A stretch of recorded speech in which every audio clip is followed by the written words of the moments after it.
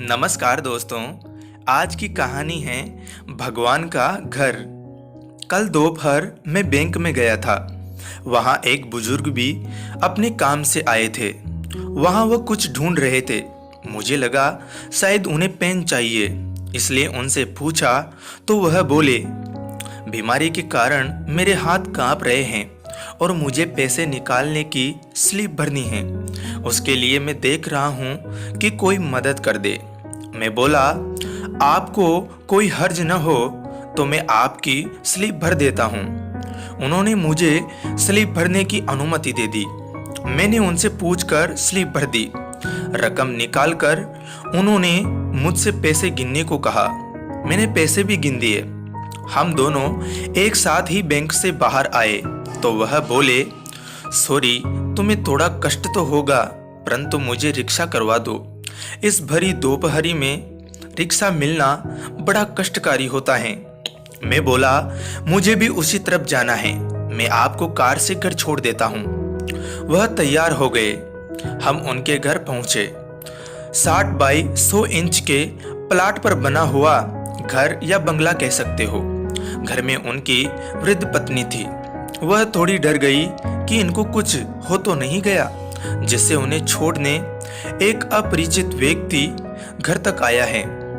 फिर उन्होंने पत्नी के चेहरे पर आए भाव को पढ़कर कहा कि चिंता की कोई बात नहीं, यह मुझे छोड़ने आए हैं। फिर बातचीत में वह बोले, इस भगवान के घर में हम दोनों पति पत्नी ही रहते हैं, हमारे बच्चे तो विदेश में रहते हैं।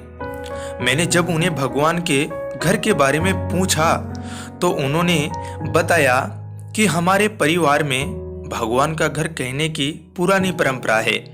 इसके पीछे की भावना है कि यह घर भगवान का है और हम उस घर में रहते हैं, जबकि लोग कहते हैं कि घर हमारा है और भगवान हमारे घर में रहते हैं। मैंने विचार किया कि दोनों कथनों में कितना अंतर है। तदुपरांत वह बोले, भगवान का घर बोला तो हमसे कोई नकारात्मक कार्य नहीं होते और हमेशा सद्विचारों से ओतप्रोत रहते हैं। बाद में मजाकिया लहजे में बोले, लोग मृत्यु उपरांत भगवान के घर जाते हैं, परंतु हम तो जीते जी ही भगवान के घर का आनंद ले रहे हैं। यह वाक्य जैसे भगवान ने दिया कोई प्रसादी है। भगवान ने ही मुझे उनको घर छोड़ने की प्रेरणा दी। घर भगवान का और हम उनके घर में रहते हैं।